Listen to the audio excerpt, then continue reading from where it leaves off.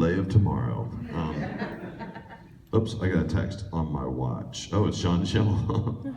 Hey, I'm going to move hotels. Okay. He's really mad. He's mad at his hotel that he's at right now. You'd never guess. Yes, let's see. Other questions. I like questions. Yes, cat ears. Which of your characters would you rather hang out with for a day? What would you guys do? If I could hang out with a character for the day, I would hang out with, let's see. I wouldn't want to hang out with Piccolo because he's boring as hell. I don't know what to do, ever. Let's see, I wouldn't want to hang out with Yamcha because I just want to make fun of him the whole time. Vegeta would just, no, he wouldn't be fun. Let's move away from Dragon Ball completely. Let's see. Alex Louis Armstrong would kind of smell because he never wears a shirt, and I doubt he has passed down the deodorant in his for many generations. Let's see. Zorro would be a fun guy to hang out with because all you have to do is like take naps and drink beer, wake up, do something amazing, go back to sleep. Yeah. Garter belt. If you've seen the end of Panty and Stocking, you know why I would not want to hang out with Garter Belt. Have you seen all the way to the end of Garter Belt, Panty and Stocking? Yeah, you're talking about the extra little 5-minute OVA. Yeah, where his backstory, like kind of what he does in his spare time, like when he's relaxing, involves a lot of leather. And so no, I'm not. That's not really my thing. Let's see, who else could, I'm trying to, there's got to be a more creative answer than that. Let's see, if I wouldn't mind being one of the one of the frogs from Sergeant Frog. I wouldn't mind hanging out with Giroro. I mean, he wouldn't be that much fun, but all the rest of the guys seem like they'd be pretty fun to hang out with. Toad Candy Corn is one of them, and so is Shuk Hubei, who's here this weekend. Let's see. Yeah, that'd be my answer. I think I'd do that. Sorry, I'm like pushing you guys to ask me questions. I could just tell more stupid stories. Yes. What was it like voicing Solid Snake on Death Battle? That was amazing because I've always wanted to play Solid Snake, and it's so funny. I always 2 hands left. 2 hands. 2 sweaty palms left in this panel. I always wanted to play Solid Snake, but then when it's funny when I finally got the opportunity to, I didn't want to do anything different than what David Hayter did. I just wanted to do my best impression of him just to kind of honor what he did. I'm not sure what I would do differently because it's so ingrained in my brain the other way. I can't say I'm an enormous fan of the Kiefer Sutherland version, but whatever, it is what it is. But yeah, it was fun working with those guys. Those death battles are insane. I love them. Let's see. Do you want to hear any stories? Yes. Okay. There was a time, in high school, I was kind of like somewhere right between everybody, kind of. If you ever saw the movie Rushmore, I was that kid. Like I was student council president, choir president, drama president. I was student body president. I started a bunch of clubs. I did a bunch of things. And I was super active in extracurricular activities and couldn't have cared less about ever studying for anything.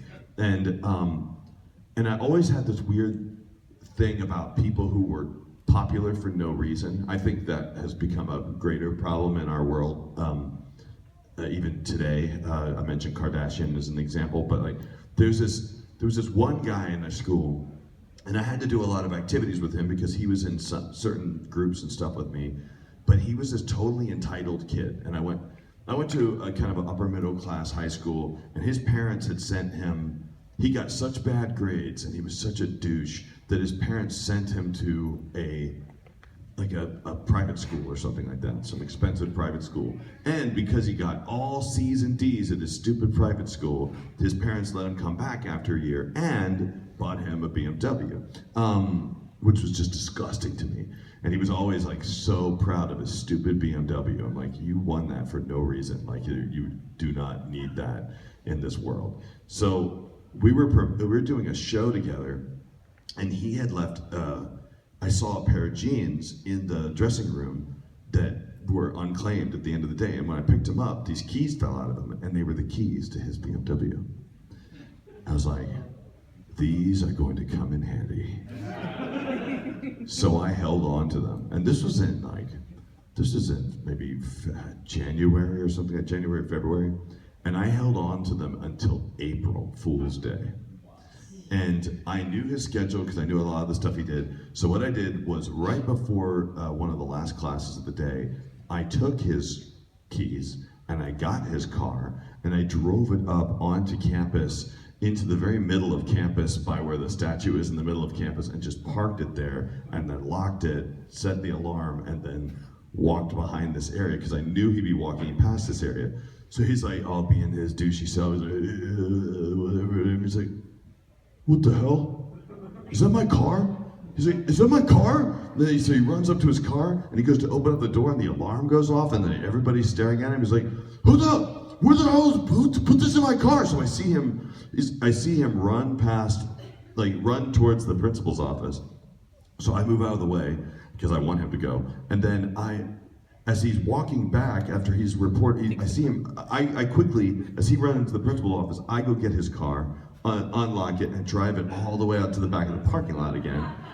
And then I'm running back from the parking lot when I see him running towards me, and I'm like, oh shit, I'm in trouble. He's like, he's got me. He goes, dude, what? I was like, hey man, I just saw it, dude. What? He got in your car, and he drove off. And he's driving that way. He's at the corner of the street, way down there. He's like, thanks, man. And he starts running down the street to go get his car. And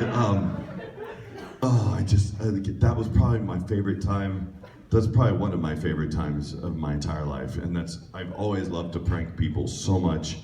And that was probably my favorite prank. Let's see, I've pranked so many people now. Do you know a voice actor named Carrie Savage by any chance? Yeah. I had her convinced that the light in the recording studio was voice activated.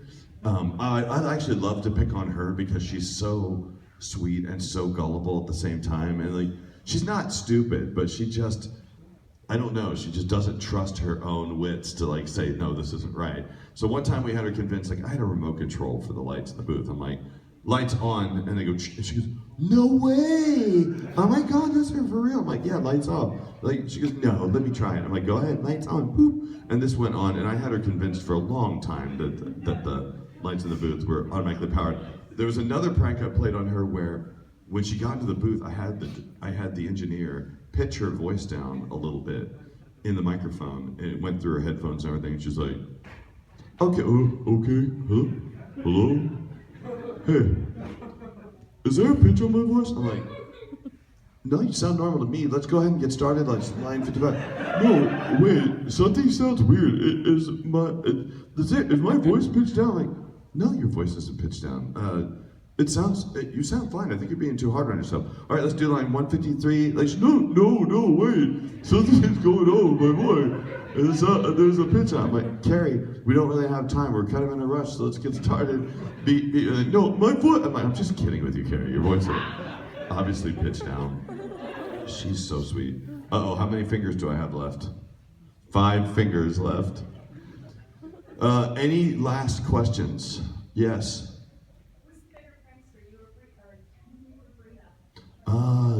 I feel like I'm a bigger prankster than Brina because I enlist Brina's help in a lot of pranks.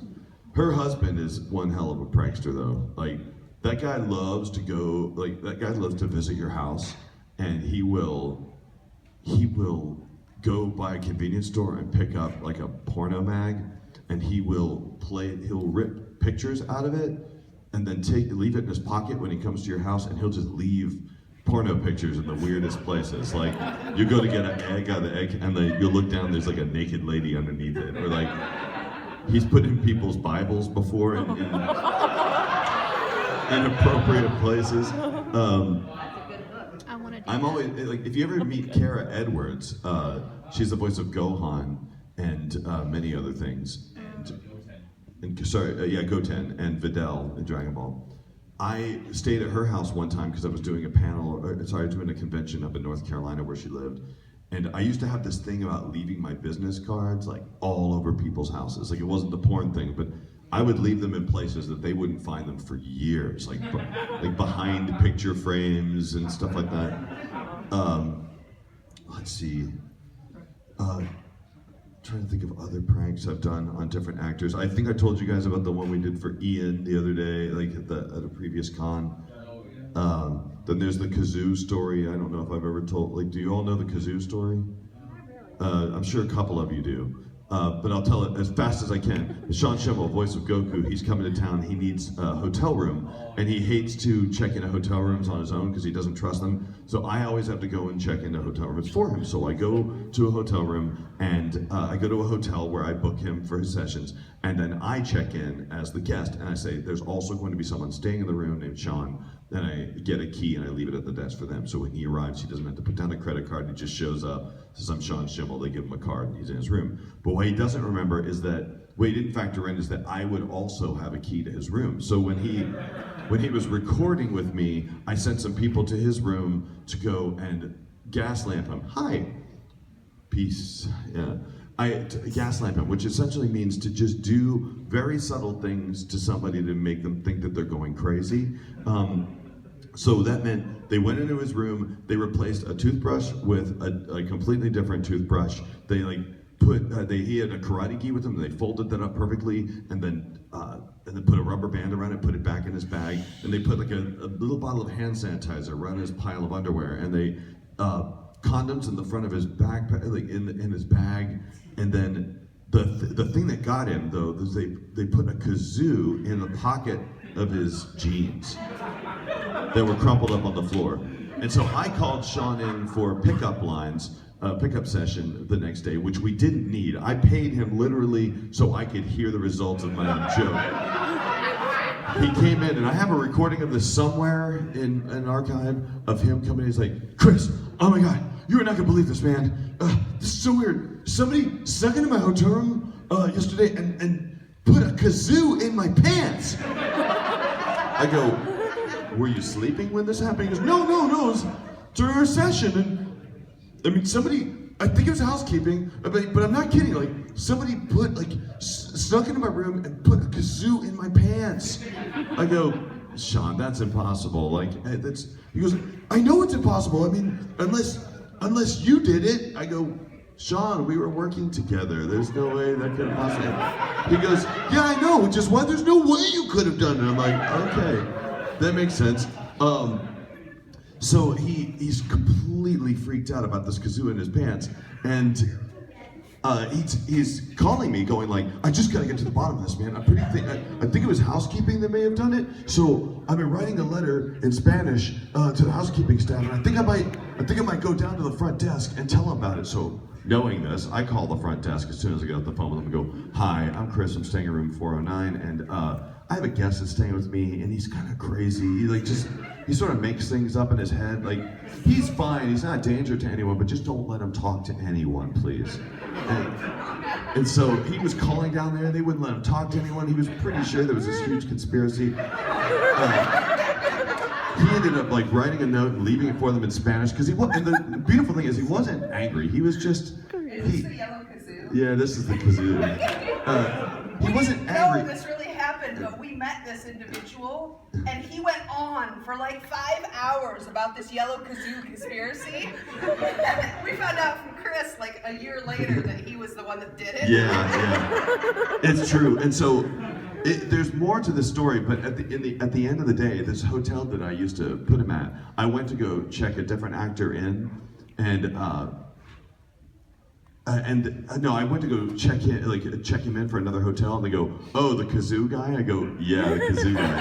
And I tell them the story, and they go, "Are you kidding? That was you?" They go, "We have an ongoing joke at this hotel where we have a kazoo that we sneak into other people's stuff, and it's like this revolving trophy that goes around. If you get stuck with it, yeah, you pay it forward, guys." Thank you very much for your time. I'll see you all. Signing in an hour. Stay for this beautiful person's panel or whatever you're doing. We're doing a